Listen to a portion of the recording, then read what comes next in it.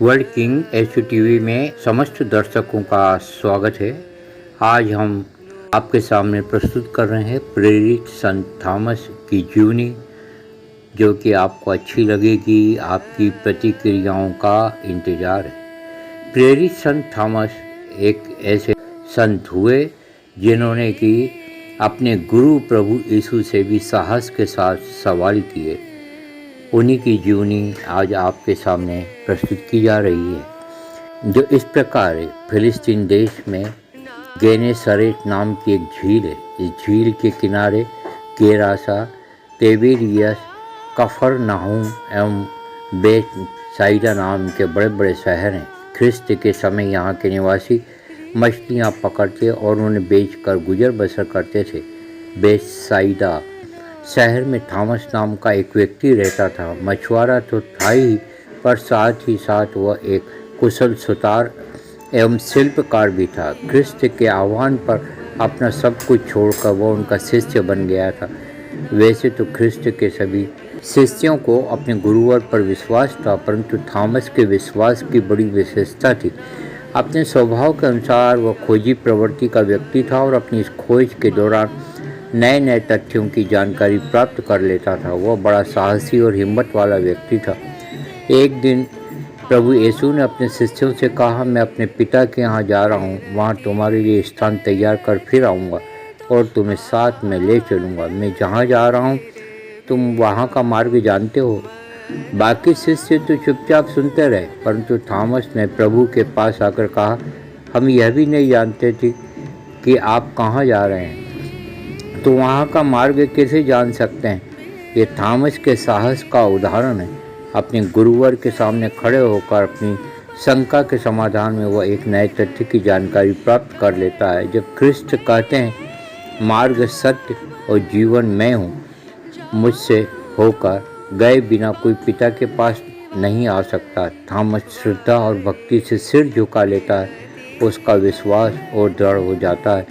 अन्य शिष्य मन ही मन उसके साहस की प्रशंसा करते हैं, जिसके कारण उन्हें एक और सच्चाई का ज्ञान हुआ। यरूशलेम के पास ही बेथानिया नगर है। वहाँ से लाजरूस की बहनें मरियम और मार्था यीशु के पास आकर संदेश देती हैं, प्रभु देखिए, जिसे आप प्यार करते हैं वह बीमार है। यीशु ने उत्तर दिया, यह बीमारी मृत्यु के लिए नहीं, बल्कि ईश्वर की महिमा के लिए आई है। इसके द्वारा ईश्वर का पुत्र महिमान्वित होगा। यह सुन थॉमस विचारों में डूब जाता है। एक एक शब्द का अर्थ समझने की कोशिश करता है। उसे अपने गुरुवर की महिमा देखती है, दिखानी भी है। 2 दिन बाद यीशु बताते हैं कि लाजरूस मर चुका है, और जब वे यहूदिया जाने के लिए तैयार होते हैं तो सारे शिष्य घबरा जाते हैं। उनकी हिम्मत टूट जाती है। वे सब जानते हैं कि यहूदी प्रेम को मार डालना चाहते हैं। कुछ दिन पहले ही उन्होंने यीशु को पत्थरों से मार डालने की कोशिश की थी, परंतु थॉमस में साहस था, हिम्मत थी और सबसे अधिक तो उसे अपने गुरुवर में विश्वास था। वह शिष्यों को हिम्मत बंधाता है, यीशु के साथ चलने के लिए प्रोत्साहित करता है। वो कहता है, चलो हम भी इनके साथ मर जाएं। और इस तरह सब बेथानिया पहुंचते हैं। लाजरूस की मृत्यु के 4 दिन बाद यीशु उसे पुनर्जीवित करके अपनी महिमा प्रकट करते हैं। ईश्वर के पुत्र की महिमा प्रकट कराने में थॉमस का कितना बड़ा योगदान है। शिष्यों ने थॉमस की ओर आदर से और थॉमस ने प्रभुवर की ओर अटल विश्वास से देखा। थॉमस और सभी शिष्यों और यीशु के उन शब्दों का अर्थ समझ में आ गया था। पेंतेकोस्त के एक दिन बाद पुनर्जीवित यीशु ने शिष्यों को दर्शन दिए। उस दिन थॉमस वहाँ नहीं थे। शिष्यों ने इस घटना की बात उन्हें बताई। थॉमस अपने खोजी स्वभाव के अनुसार बोले, जब तक मैं अपने हाथों में कीलों के निशान न देख लूँ, कीलों की जगह अपनी उंगली न रख दूँ और उसकी बगल में हाथ न डाल दूँ, तब तक मैं विश्वास नहीं करूँगा। और 8 दिन के बाद जब प्रभु ने पुनः प्रकट होकर थॉमस को इसका प्रमाण दिया, तो वे उनके चरणों में गिरकर पुकार उठे, मेरे प्रभु, मेरे ईश्वर। थॉमस का विश्वास अपनी चरम सीमा पर पहुंच गया था। एक दिन संत पेतरुस ने सभी शिष्यों को एकत्र करके कहा कि हमें अपने गुरुवर के सुसमाचार को समस्त पृथ्वी के लोगों तक पहुंचाना है। मैं हर एक के पास चिट्ठी डालूंगा और वह चिट्ठी हर एक के नाम पे रहेगी और उसी के अनुसार प्रत्येक को जाना होगा। थॉमस के नाम भारत की चिट्ठी निकली। संयोग की बात देखिए कि उन्हीं दिनों भारत का एक सौदागर हब्बान उन दिनों गलीलिया आया था। थॉमस की उससे भेंट हो गई। उन्हीं दिनों भारत में तक्षशिला का राजा गुड़फार अपने एक महल बनाना चाहता था। हब्बान एक कुशल शिल्पकार की खोज में था। थॉमस भारत जाने की तैयारी में थे। बात बन गई और वे तक्षशिला आ गए। तक्षशिला में अनेक यहूदी थे जो अभी तक मुक्तिदाता के आने की बाट जो रहे थे। थॉमस ने सबसे पहले उन्हीं ही ख्रिस्त का समाचार उन्हें सुनाया। बाद में विभिन्न धर्मों के आचार्यों एवं अनुयायियों के तर्क वितर्क किए गए। उन्हें सुसमाचार सुनाया। राजा गुड़फार उसका भाई तथा अनेक लोगों को सुसमाचार सुनाने के बाद थॉमस सकोता नामक द्वीप की ओर चले। यह द्वीप अदन के दक्षिण पश्चिम में लाल सागर के सिरे पर है। भारत आते समय थॉमस की नज़र इस द्वीप पर पड़ गई थी। सकोत्रा में कुछ दिन रहने और अनुकूल मौसम पाने पर थॉमस मलाबार तट की ओर बढ़े। सन 52 में थॉमस क्रानानूर बंदर पर उतरे। यहाँ भी यहूदी लोगों की एक बड़ी संख्या थी। कारण यह था कि दक्षिण भारत का अरब, यूनान, रोम तथा मिस्र आदि देशों से व्यापार चलता था, इसलिए इन देशों के निवासी भी वहाँ थे।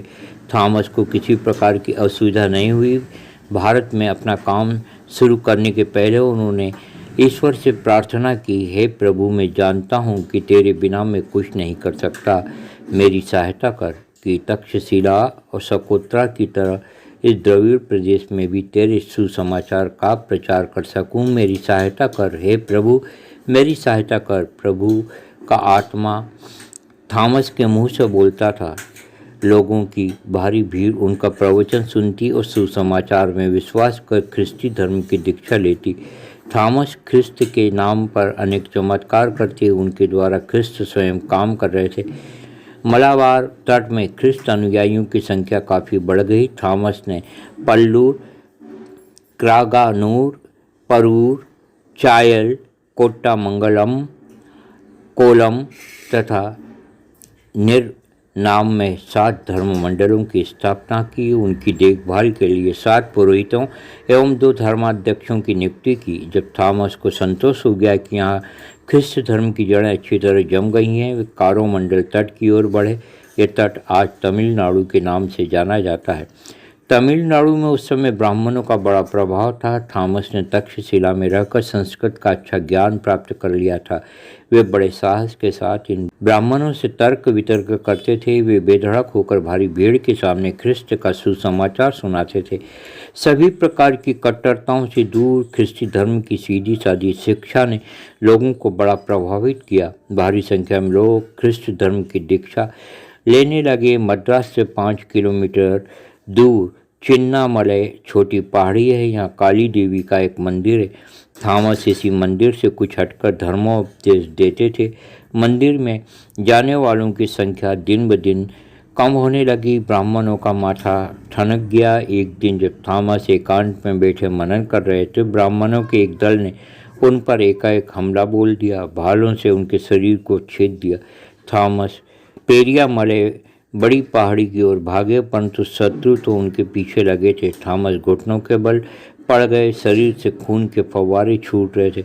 उन्होंने प्रार्थना की, प्रभु, इसे इनका पाप न समझना। ये नहीं जानते कि क्या कर रहे हैं। मैंने इनका क्या बिगाड़ा था। प्रभु, मैं तो तेरी आज्ञा मानकर इन्हें तेरा मार्ग दिखाने आया था। मैं भारत के कल्याण के लिए दूर देश से आया था। मैंने इनके कल्याण के लिए जीवन भर यथाशक्ति कार्य किया और अब इनके आत्मिक जीवन के लिए तेरे पवित्र चरणों में खुशी खुशी अपने प्राण अर्पित करता हूँ। और इसके साथ ही उनका निर्जीव शरीर एक ओर लुढ़क गया। ख्रिस्त भक्तों ने बड़े दुख के साथ उनके शव को मलियापुर में दफना दिया। संत थॉमस का बलिदान समस्त भारतवासियों के लिए आदर्श के साथ साथ एक चुनौती है कि हम ख्रिस्ती के सुसमाचार के प्रचार के लिए क्या कर रहे हैं। प्रतिवर्ष 3 जुलाई को इस महान संत का पर्व मनाया जाता है। उनके पर्व पर आज हम उनका सादर स्मरण करते हैं और आपको ये संदेश देते हैं कि आप भी मानवता की भलाई के लिए कार्य करें। जय प्रभु यीशु, सत्यम शिवम सुंदरम। जय भारत।